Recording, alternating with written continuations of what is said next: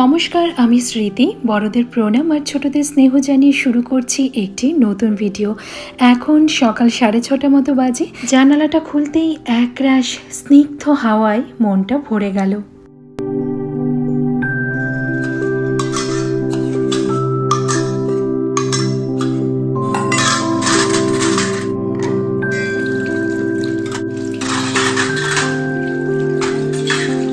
আজ তো বৃহস্পতিবার, তাই সকাল সকাল ঠাকুরের বাসনপত্র মাজতে বসেছি। কালকে সন্ধেবেলা সন্ধ্যা প্রদীপ দেওয়ার পর লক্ষ্মীর ঘট তুলে রেখেছিলাম, তো বেশিরভাগ সময় আমি রাতেই ঠাকুরের বাসন মেজে রাখি। কালকে রাত্রে সম্ভব হয়ে ওঠেনি, সেই কারণে আজ সকাল সকাল বাসন নিয়ে বসেছি। আর কাঁসা পিতলের বাসন মাজার জন্য এই যে পিতাম্বরী পাউডার, এটাই আমি ব্যবহার করি। বাসন একদম ঝকঝকে তকতকে হয়ে যায়। আজ এটা শেষ হয়ে গেল, এরপরে যেদিন বাজার যাব মনে করে একটা কিনে আনতে হবে।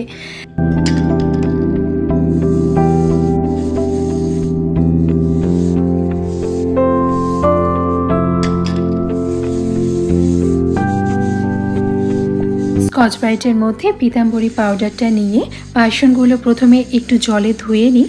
তারপর যেহেতু বাসনের গায়ে জল লেগে থাকে, তাই পাউডারটা খুব সহজেই এর গায়ে মাখানো যায়। প্রথমে সবগুলো বাসনের গায়ে এই পাউডারটা ভালো করে লাগিয়ে রেখে দিই, আর তারপরে ওই বাসন মাজার সাবান দিয়ে ভালো করে একবার মেজে নিয়ে ধুয়ে নিই।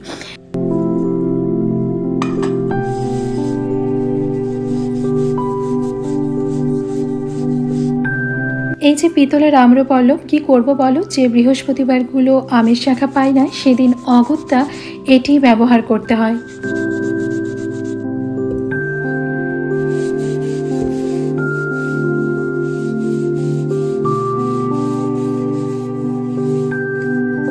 সবগুলো বাসনের গায়ে ওই পিতাম্বরী পাউডার ভালো করে মাখিয়ে নিয়েছি। এবার বাসন মাজার সাবানটা দিয়ে ভালো করে আরেকবার মেজে বাসনগুলো ধুয়ে নেব। সপ্তাহে একদিন আমি এইভাবে পিতাম্বরী পাউডার দিয়ে সবগুলো বাসন ভালো করে মেজে নিই। আর অন্যান্য দিন শুধু এই বাসন মাজার সাবানটা দিয়ে মাজি। আর এই সাবানটা শুধুমাত্র ঠাকুরের বাসন মাজার ক্ষেত্রেই আমি ব্যবহার করি। আর যেখানে বাসনটা মাজছি, মানে এই যে বেসিনের জায়গাটা, এখানে আমি অন্য কোনো কিছু আর করি না। শুধুমাত্র ঠাকুরের কাজ, মানে ঠাকুরের বাসনপত্র মাজা, এই সবই এখানে করে থাকি।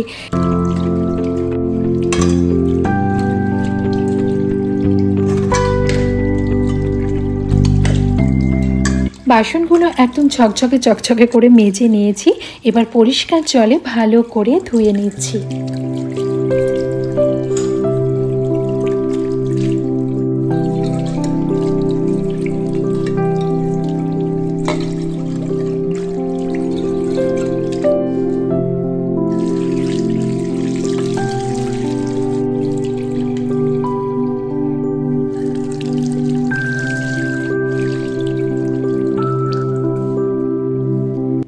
ধুয়ে মুছে সব কিছু পরিষ্কার করে রাখছি, আর এটা কালকের জন্য তৈরি।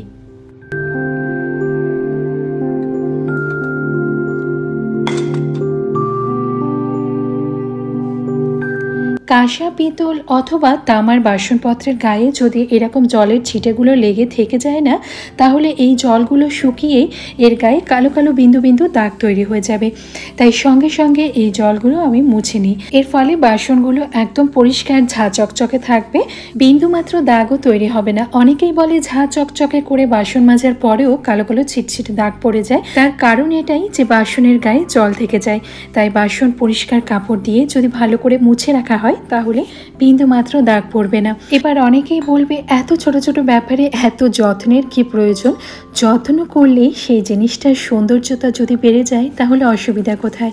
আর এই যে ক্যারি ব্যাগের মধ্যে ফুল রয়েছে, ফুল তো কিনেই আনি, কারণ বৃহস্পতিবার ফুলের সাথে আরও অনেক কিছু প্রয়োজন পড়ে, যেগুলো আমাদের বাড়িতে এখন কোথায়। এখন শহরতলির বেশিরভাগ বাড়িতেই উঠোন প্রায় নেই বললেই চলে। আর সেই কারণে পুজো পার্বণে সেই বাজারের ফুল বা বেলপাতা পাতা দুর্ব এগুলোই আমাদের ভরসা। কিনে 2-4টে ফুল দেয়, আর এই ফুলগুলো দেখে আমার দিদির বাড়ির ছাদ বাগানের ফুলের কথা মনে পড়ছে। এই 2-4টে ফুল দিয়ে আমরা পুজো করি, আর ওর ছাদ বাগানে প্রচুর ফুল। ভগবানকে অর্পণ করার আগে যেগুলো ধুয়ে নেওয়া প্রয়োজন সেই জিনিসগুলোই ধুয়ে নিয়েছি। আর আজকে আমের শাখা পেয়েছি, তাই আজকে পিতলের আম্রপল্লবটার ব্যবহার করছি না। বাজারের কেনা হলেও ফুলের সাথে আরও যা যা থাকে সেগুলো জলে ভালো করে ধুয়ে নিলেও ফুল আমি কখনো ধুই না। বলা হয় ফুল ধুয়ে নাকি ভগবানকে অর্পণ করতে হয় না, ফুল নাকি বাতাসেই শুদ্ধ। আর মাঠঘাট না থাকার করুণ পরিণতি, 2-4টে দুর্বও বাজার থেকে কিনে নিতে হচ্ছে। সকালে ঘুম থেকে ওঠার পর ঠাকুরের বাসনপত্র তো মেজেই নিয়েছিলাম, আর তারপরে ওই ফুল বিক্রেতা সাইকেলে করে বৃহস্পতিবার করে ফুল বিক্রি করতে আসে। তার কাছ থেকেই বেশিরভাগ দিন আমি বৃহস্পতিবারের এই পুজোর ফুলটা কিনে নিই। সব কিছু গুছিয়ে টুছিয়ে রাখলাম, এরপর স্নান করে শুধু পুজো করব। তবে স্নান এখন করব না, কারণ এখন সকালবেলা রান্নাবান্নার তোড়জোড় বাকি রয়েছে। এখন রান্নাবান্না করব, হাজব্যান্ড ছেলে যে যার কাজে বেরিয়ে যাওয়ার পর আমি স্নান সেরে শান্তি মনে পুজোয় বসবো।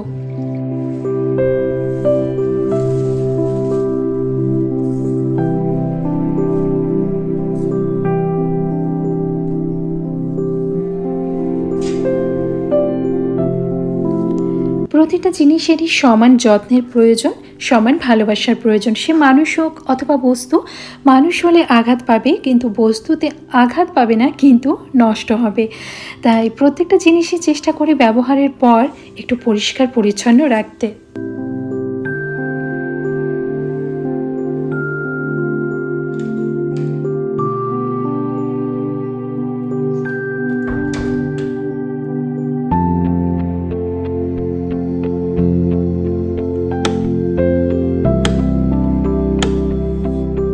সকালে রান্না বান্নার পর ছেলে হাজবেন্ড খেয়ে দিয়ে যে যার কাজে চলে গেছে, আর আমিও স্নান সেরে পুজোয় চলে এসেছি। কারণ ঘর ঝাড়া মোছা সকালেই হয়ে গিয়েছিল। আর তোমাদেরকে এখন বাসনগুলো দেখায়, দাঁড়াও। যেহেতু বাসনের গায়ে এক ফোঁটাও জল ছিল না, তাই প্রত্যেকটা বাসন একদম চকচকে হয়ে রয়েছে। এর মধ্যেই যদি ওই বিন্দু বিন্দু জলের ফোঁটাগুলো থেকে যেত, তাহলেই একদম কালো কালো ছিটছিট এতক্ষণে হয়ে যেত। তাই কাঁসা পিতল বা তামার বাসনপত্রগুলো ধোয়ার পর না, সেগুলো একটা পরিষ্কার শুকনো কাপড় দিয়ে মুছে শুকিয়ে রাখার চেষ্টা করবে। তাহলেই দেখবে জিনিসগুলো অনেক দিন পর্যন্ত চকচকে থাকবে। চলো, আজকে আমার বৃহস্পতিবারের পুজো আমি এখন সেরে নিই, আর তোমরা আমার সঙ্গে থাকো।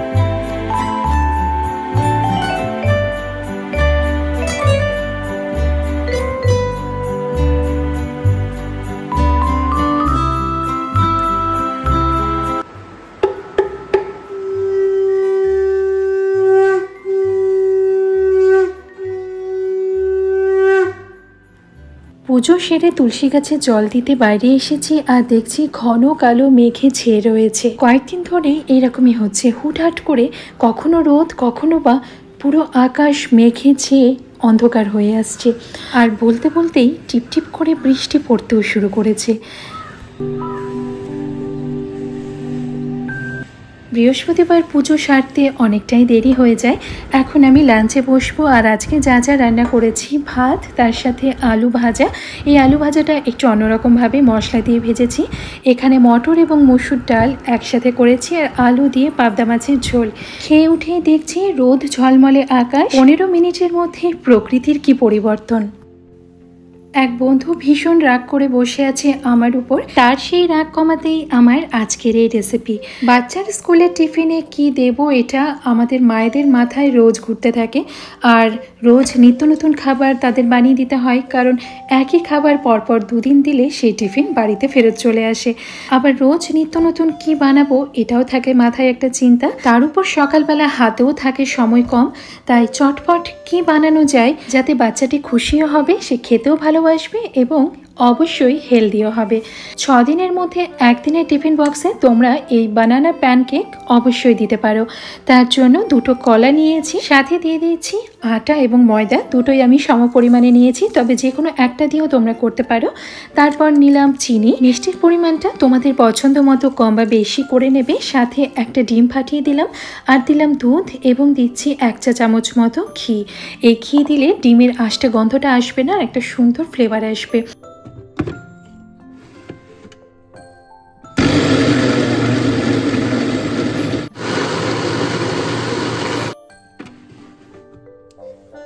বেশ অনেকক্ষণ ধরে মিক্সিতে ভালো করে ঘুরিয়ে নিয়েছি, একদম স্মুথ এরকম একটা টেক্সচার আসবে আর ঠিক এই রকম ঘনত্বের আসবে। প্রথমে দুধের পরিমাণটা কম দেবে, পরে যদি মনে হয় আরেকটু লাগবে তখন দিয়ে আরেকবার মিক্সিতে ভালো করে ঘুরিয়ে নেবে।